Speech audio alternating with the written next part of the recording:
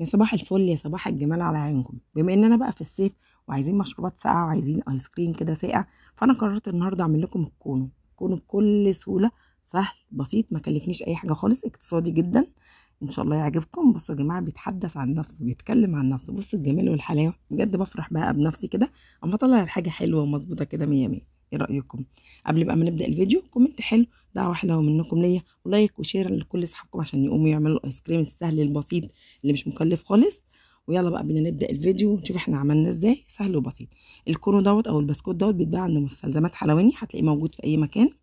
زي ما انتم شايفين، انا جبت شوكولاته وسيحتها كالعاده على بخار ميه. عندك ميكرويف، هتدخليها معلقتين زيت فيها نص دقيقه وهتطلع معاكي سايحه.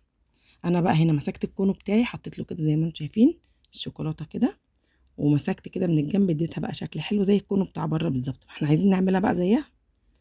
ايه بقى ميزه ان انا احط شوكولاته؟ ان انا احط شوكولاته جوه البسكوته علشان خاطر ما تطرعش معايا لما احطها في التلاجة تسقع.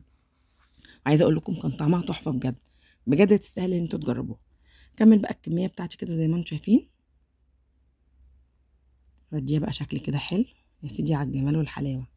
اجيب بقى هنا، دخلت بقى الكونو بتاعي دوت في الفريزر كده يسقع شويه، ساعه ولا حاجه. جبت هنا نص كوبايه كريم شانتيه، معلقتين 3 سكر، وحسب التحليه. ميه مثلجه لازم تكون متلجه يا جماعه بجد. هنا بقى معلقه كاكاو خام عشان دي بقى التست العالي بتاع الايس كريم اللي احنا بنجيبه من بره، فعلا هو احلى كمان. عندك ايس كريم باودر عايزه تحطي معلقتين 3 مفيش اي مشكله، بس بما انه اقتصادي انا اكتفيت بالكريم شانتيه. هنا بقى عندي ورق البافيون. ورق البافيون ده بيتباع عند مستلزمات الحلواني. انا جبته كده وقصيته على قد كل واحده كونه زي ما انتم شايفين كده، على نفس مقاسها. هبتدي بقى ان انا امسكه الفه كده، واجيب البلاستر اللزق العادي خالص، اجي الزقه عشان يتمسك معايا. ايه ميزه اللي انت بتعملي كده يا رشا؟ هقول لكم دلوقتي انا بعمل دوت ليه. انا بعمل دوت عشان يطلع معايا الكونو بتاعي زي بره، اللي هي بقى الايس كريم كده من فوق كده متساوي وشكله جميل. الحركه دي بتخلوه لي يطلع زي بتاع بره بالظبط. انا هنا بقى خلصت الكميه بتاعتي ورق البافيون، وجبت بقى كيس تلاجة وحطيت بقى فيه الايس كريم بتاعي بقى ايه التحفه ده.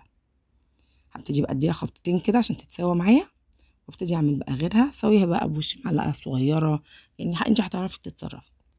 اديها خبطتين حلوين كده. هكمل بقى الكميه وادخلها الفريزر. عايزه اقول لكم بقى اللي كانوا واقفين بقى على باب الفريزر لسه ما خلصتش، هيتجنوا بقى عليها، هيتجنوا على الكون. انا سبتها في حدود 4 ساعات، طلعت معايا بقول لكم هي ماسكه نفسها وجميله جدا، ما فيهاش اي حاجه خالص، وطلعت بالعظمه دي. بجد اتمنى ان انتوا تجربوها. الصيف بنبقى عايزين ناكل حاجات ساقعه، ناكل ايس كريم، نشرب حاجات ساقعه، فبكل سهوله عملنا ايس كريم من نص كوبايه كريم شانتيه. حاجه كده مفيش اسهل من كده. قومي اعمليها وجربي، وده لي بقى دعوه حلوه منك ليا. ويا رب الفيديو كده يكون خفيف وعجبك، وبحبكم في الله، وصيف سعيد عليكم يا رب. ايه رايكم؟ بجد بجد بجد عجبني. ربنا يحسن كده ما بين ايديكم وما بين ايديا. اشوفكم في فيديو جديد، واشوفكم كده مبسوطين يا رب. كنت معاكم رشا السيد، اشوفكم في فيديو جديد، والسلام عليكم ورحمه الله وبركاته.